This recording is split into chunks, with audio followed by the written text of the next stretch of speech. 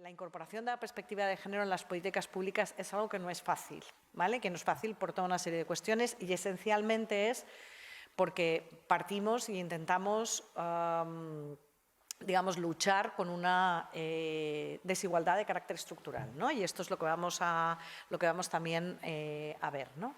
Pero bueno, si tenemos que decir algo, es decir, bueno, ¿qué quiere decir poner perspectiva de género a las políticas públicas? Bueno, pues en realidad la forma más sencilla es decir que es tener en cuenta que las políticas públicas pueden afectar de una manera diferenciada a mujeres y a hombres, y aquí tenemos que hacer también el cruce de lo que llamamos género más, que es el tema de interseccionalidad y que luego veremos, por el mero hecho de serlo, es decir, por el tema de los roles y estereotipos de género que siguen jugando un papel muy importante en nuestras sociedades y que, por supuesto, esto incluye también, es decir, las políticas públicas forman parte de lo que hacemos y de cómo nos juntamos y nos relacionamos en la sociedad, ¿no? Bueno, pues nos tenemos que ir hasta los años 60-70 en países occidentales, aquí en el territorio español pues bastante más adelante, ya en los 80, pero lo que ocurre es que el movimiento feminista de alguna manera consigue meter en agenda, por supuesto lo que se decía era la lucha contra la discriminación de la mujer, ¿vale? Esto luego se va a nombrar de otras maneras. ¿Qué es lo que es importante? Cuando lo vemos en políticas públicas, lo que es importante es ver que cuando algo se convierte en un asunto público para poder ser política pública, es que los gobiernos no solo deben hacer algo, sino que consideran que pueden hacer algo. Es decir, el asunto de la desigualdad de género y de la discriminación de la mujer en aquel entonces deja de ser un problema privado para pasar a ser un problema público, es decir, algo de interés general. ¿Qué es lo que ocurre? Que desde entonces hay una evolución constante hacia un concepto cada vez más complejo y estructural de las desigualdades de género. Y esto lo que significa es que llegamos a intervenciones cada vez más complejas, ¿vale? Y, por supuesto, también en paralelo tenemos a las teorías feministas y de género que informan e inspiran en la formulación de dichas políticas. Como veis, lo que dice el mainstreaming es que, además de que haya políticas específicas de género, de lo que se trata es de que el resto de las políticas públicas se haga con una perspectiva de género, es decir, se haga pensando, ¿vale?, antes de adoptar las decisiones, como dice en la definición de arriba, los posibles efectos diferenciados en hombres y en mujeres. ¿Qué es lo que es interesante? Pues que lo que decía es que se tiene que incorporar en todas las políticas, a todos los niveles y en todas las fases, por parte de los actores normalmente implicados en su proceso de elaboración, ¿vale? Aquí es a donde estamos ya todos y todas implicadas, ¿no? ¿Qué implica esto? Bueno, hay toda una serie de implicaciones más políticas, ¿vale? Que a mí me gustaría insistir en ello y luego nos metemos más a ver cuestiones concretas y ejemplos concretos, ¿no? Uno es el reconocimiento del carácter estructural de la desigualdad. Esto, que puede parecer, dice, vale, María, nos has convencido, pero es una cuestión que es mucho más difícil realmente de poder digerir, porque ¿qué significa que la desigualdad tiene un carácter estructural? Pues tiene que ver que somos desiguales y producimos y mantenemos desigualdad simplemente por cómo pensamos, por las cosas que hacemos, por cómo nos relacionamos. Y además os voy a pedir que lo pensemos en primera persona. Conmigo también, en primera persona singular y plural. Es decir, que estamos hablando de algo en lo que participamos todos. Lo que es importante es dar cuenta de si realmente queremos intentar que eso no sea así, ¿no? Entonces, bueno, por lo que hemos dicho ya del cuestionamiento que todo proyecto, programa política sea neutral respecto al género. En principio, eso, digamos, lo vamos a poner en cuestionamiento. Luego, por supuesto, deseo y voluntad transformadora. Entendimiento, y en eso sí que es más cuestión de conocimiento experto de género y feminista, que es entendimiento de la preponderancia y dominio de las normas masculinas, que además operan la mayoría de las veces de manera invisible en las políticas públicas, ¿vale? Porque es la manera en la que se han estado haciendo. Un ejemplo del reconocimiento del carácter estructural son las políticas de ciencia, políticas científicas de ciencia y género en la Comisión Europea. Esto cuando se empieza y se empiezan a llamar Mujeres y Ciencia. De hecho, la unidad del Ministerio se llama la Unidad de Mujeres y Ciencia. Y era un poco lo que se ve es, ¡ay, tenemos muchas menos mujeres investigadoras! Habrá que animar a las mujeres a que investiguen más.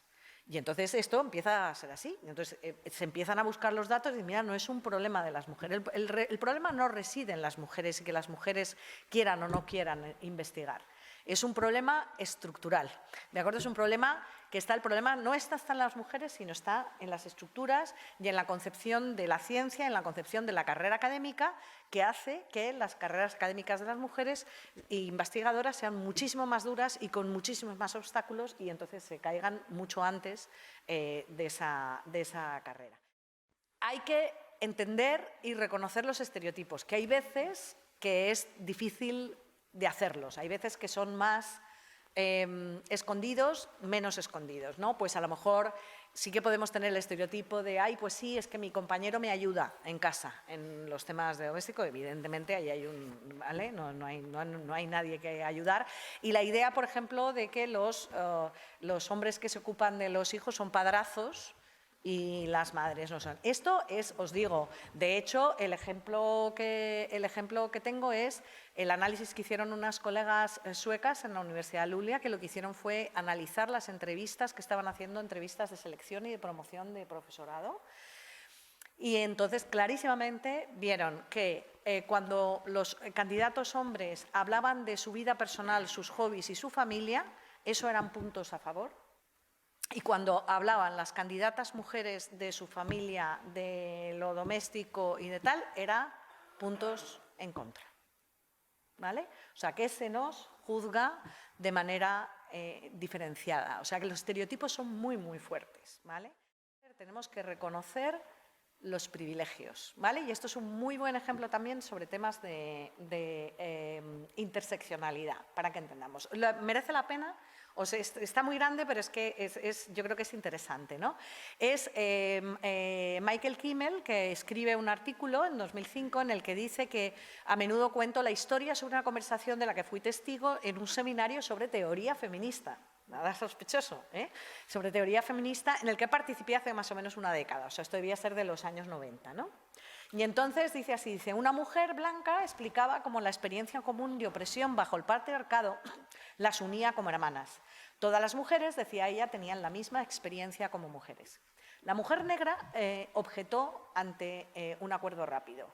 Cuando te levantas por la mañana y te miras al espejo, ¿qué es lo que ves? Le preguntó. Y dice, a la mujer blanca, dice, yo veo una mujer, contestó la esperanzada la mujer blanca. Y le dijo la mujer negra, ese es el problema. Yo veo una mujer negra.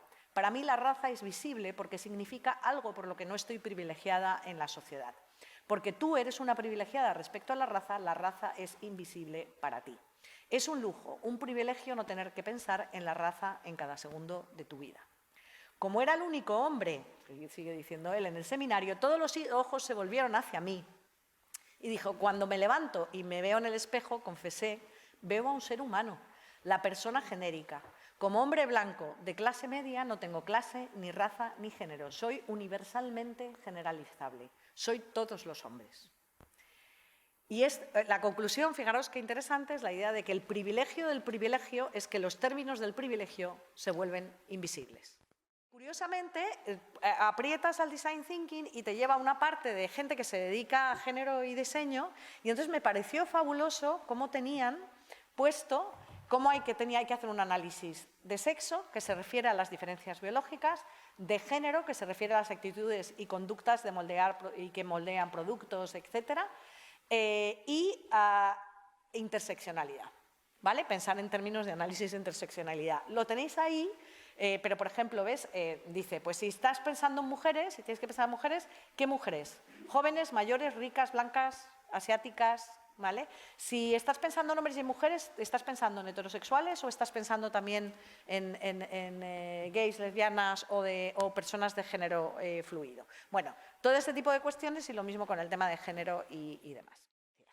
vamos a ver, yo tengo origen gallego y digo que las resistencias son como las meigas gallegas, que haberlas hainas, ¿de acuerdo? Es decir, que yo no he visto ninguna, pero bueno, estas se ven directamente. Es más, os voy a decir algo, que si de repente, haciendo trabajo de transversalidad de género, no encontramos resistencias, es que algo estamos haciendo mal, ¿vale? Porque las hay, ¿vale?